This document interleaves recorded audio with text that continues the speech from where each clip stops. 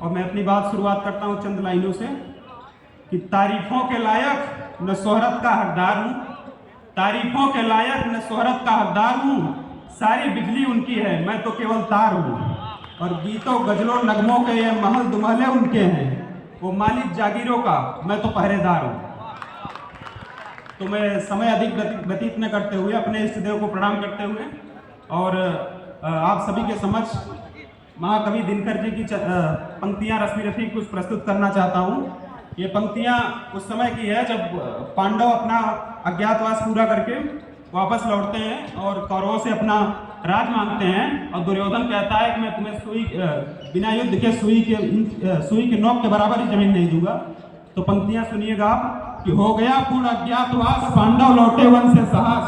पावक में कनक सदृश तपकर, वीरत्व लिए कुछ और निखर, नस नस में तेज प्रवाह लिए कुछ और नया उत्साह लिए, सच है विपत्ति जब आती है कायर को ही दहलाती है, सूरमा नहीं विचलित होते क्षणेक नहीं धीरज खोते, विघ्नों को गले लगाते हैं कांटों में राह बनाते हैं, मुख से न कभी उठ कहते हैं संकट का चरण करते हैं, जो आ पड़ता सब सहते हैं उद्योग निरत नित रहते हैं, सूलों का मूल नसाने को बड़ खुद विपत्ति पर छाने को, है कौन विघ्न ऐसा जग में टिक सके वीर नर के मग में, खमठोर ठेलता है जब नर पर्वत के जाते पांव उखड़, माना जब जोर लगाता है पर्वत पानी बन जाता है,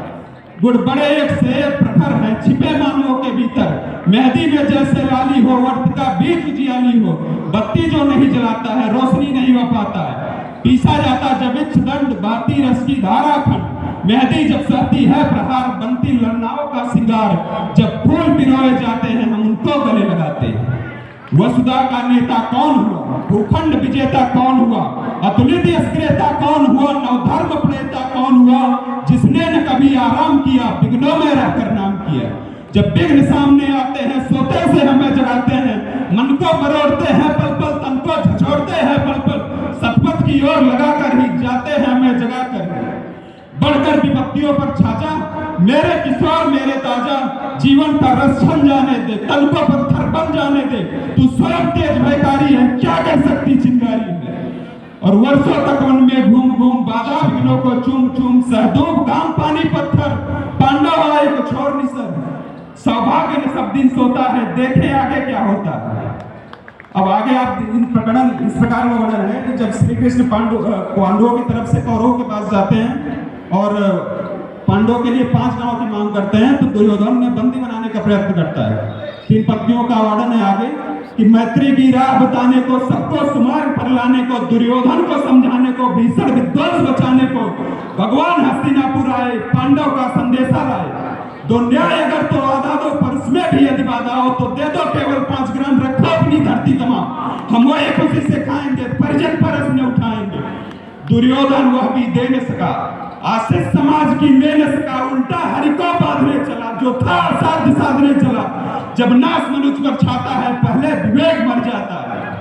हरि ने भीषण हुंकार किया अपना स्वरूप विस्तार किया, डगमग डगमग दिग्गज जोले भगवान को कुपित होकर बोले, जंजीर बढ़ाकर साध मुझे हाँ हाँ दुर्योधन बाध मुझे, यह देख गगन मुझ में लय है, यह देख पवन मुझ में लय है, मुझ में विलीन संसार सकल, मुझ में लय है संसार सकल, अमृत फूलता है मुझ में झंकार झूलता है मुझ में, बांधने मुझे तो आया है जंजीर बड़ी क्या लाया है, यदि मुझे बांधना चाहे मन पहले तो बांध अनंत पवन, सोने को साध न सकता है और मुझे बांध कब सकता है, हितवचन नहीं तूने माना मैत्री का मूल्य न पहचाना, तो ले मैं भी अब जाता हूँ अंतिम संकल्प सुनाता हूँ, याचना नहीं अब रण होगा जीवन जया की मरण होगा,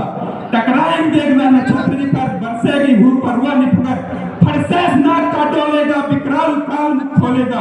दुर्योधन रण ऐसा होगा फिर कभी नहीं जैसा होगा, भाई के भाई टूटेंगे विस्बाड़ बूथ से छूटेंगे, वायस निकाल से लूटेंगे, सौभाग्य के फूटेंगे, आखिर तो हिंसाई होगा हिंसा का पर्दाई होगा, थी सभा सन्न सब लोग डरे, चुप थे आते बेहोश पड़े, केवल 2 नर न घाते थे, धृतराष्ट्र विदुर सुख पाते थे, करजोड़ खड़े प्रमुदित निर्भय दोनों पुकारते थे जय जय जय। बहुत बहुत धन्यवाद। बहुत ही सुंदर कविता